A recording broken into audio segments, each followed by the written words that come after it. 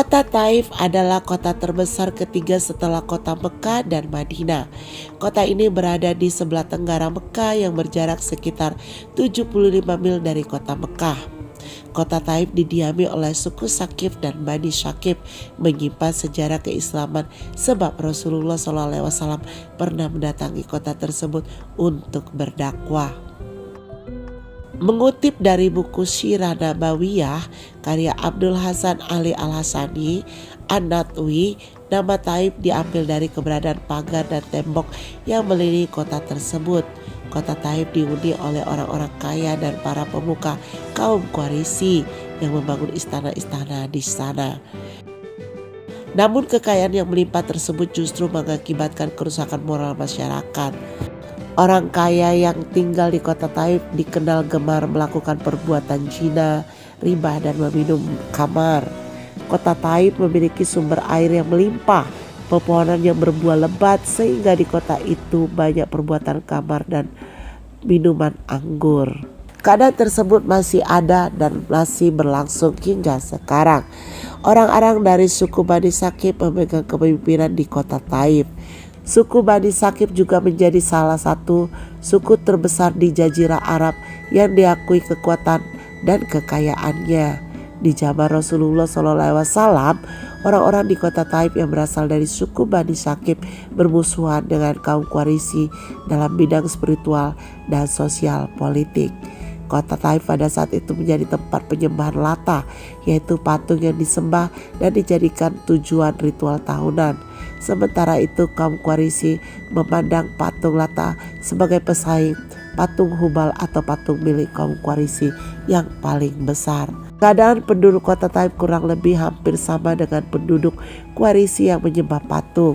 Hal tersebut membuat Rasulullah SAW memilih kota Taif sebagai tujuan dakwanya setelah ia dihina dan mendapat kekerasan dari kaum Quraisy di Mekah. Story karya Fanda Ari diceritakan bahwa kedatangan Rasulullah SAW ke kota Taif bertujuan untuk menyampaikan dakwah dan memohon perlindungan kepada suku Saqif dari tekanan yang beliau terima di Mekah.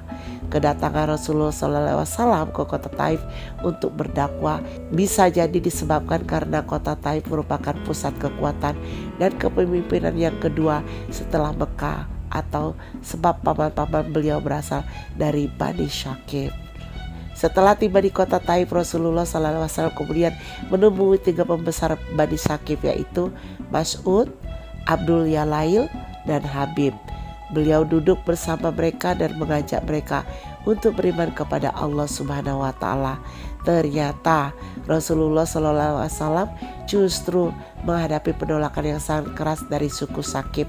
Mereka menghina Rasulullah, membujuk orang-orang bodoh dan budak-budak mereka untuk meneriaki beliau, kemudian melempari beliau dengan batu. Zaid bin Haritsa, seorang sahabat yang menamari Rasulullah ke kota Taif, sudah berusaha melindungi beliau dari lemparan batu. Namun batu tersebut tetap mengenai tubuh Rasulullah hingga berdarah-darah. Rasulullah SAW bersama Zaid kemudian duduk beristirahat di bawah pohon kurma dalam keadaan menderita. Ternyata apa yang ditemuinya di kota Taif jauh lebih berat daripada yang diterimanya dari orang-orang kafir Quraisy di Mekah. Pada akhirnya Zaid bin Haritsa bersama Rasulullah SAW kembali ke kota Mekah. Peristiwa itu menjadi awal pergerakan hijrah Nabi Muhammad SAW dan penduduk Muslim Mekah lainnya menuju Madinah. Dikisahkan dalam buku dakwah Rasulullah karya Profesor Dr. M. Yunan Yusuf, penduduk kota Taif yang terdiri dari suku Saqif kemudian memeluk agama Islam sesudah Fatuh Mekah. Berakhirnya Perang Hunain pada tahun ke-8 Hijriah. Sejak saat itulah kota Taif dan penduduknya dari suku Saqif menjadi kaum yang beriman. Mereka melaksanakan ajaran Islam dengan ikhlas, tulus, dan sukarela. Demikianlah sejarah kota Taif yang dialami oleh suku Saqif. Kota Taif sebagai kota yang subur dan sejuk semakin memperkuat posisi Islam dalam agama yang membawa rahmatan lil alamin. Kota Taif, Januari 2025. Tim Ajib Tour bersama lensa selebriti menjambangi kota Taif, dan tidak lupa berjalan-jalan memakai kereta gantung yang sekarang lagi in di kota Taif, karena kita bisa memandangi kota tersebut, melihati pemandangan yang sungguh indah, berbatuan dan sangat indah.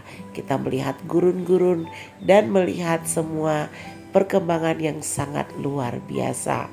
Harga tiketnya 350.000 seharga uang Indonesia.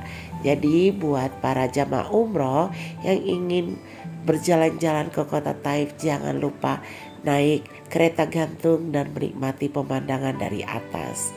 Habis itu nanti di ujung jalannya atau di ujung temboknya atau di ujung di pemberhentiannya, di situ kita juga bisa makan Indomie, minum yang hangat-hangat karena suasananya sangat sejuk. Jadi perjalanannya menuju dari Terminal 1 ke Terminal 2-nya 20 menit. Jadi PP ada 40 menit. Jadi jangan lupa ya buat para umroh, Pak jamaah umroh, jamaah haji, menikmati kota Taif.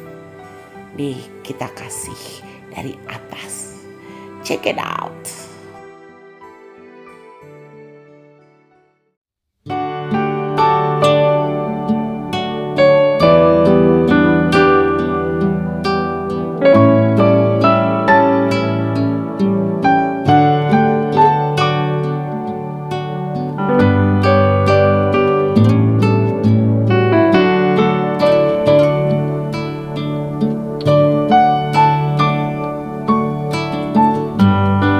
Bayang-bayang yang selalu datang sepanjang waktu tanpa batas penghalang.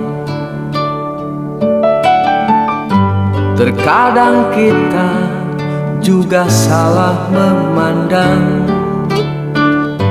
ketika hidup derita menghadang.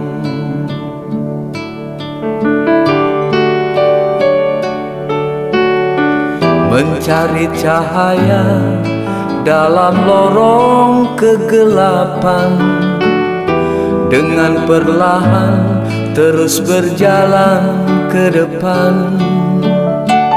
Seakan buta menggapai terus menapak jalan. Kemana jalan menuju masa depan? Kebisuan hidup akan menjadi tanya selamanya. Hanya mata hati yang dapat meneranginya. Tiada yang dapat memastikan kecuali kehendaknya. Semua pasti di dalam ridhonya.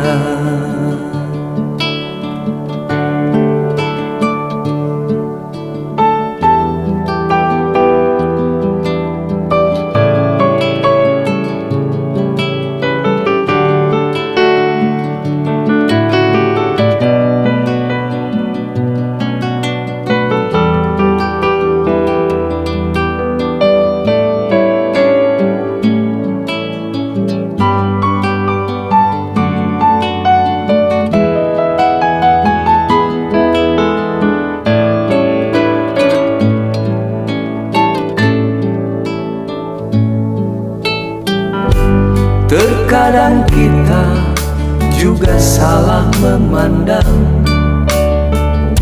ketika hidup derita menghadang.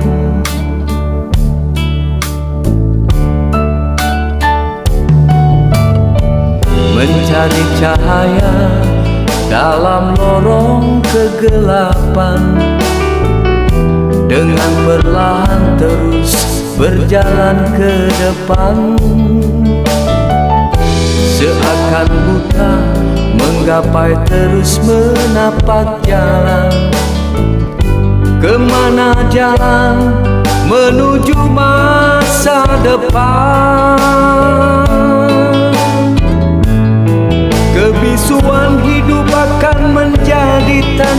selamanya.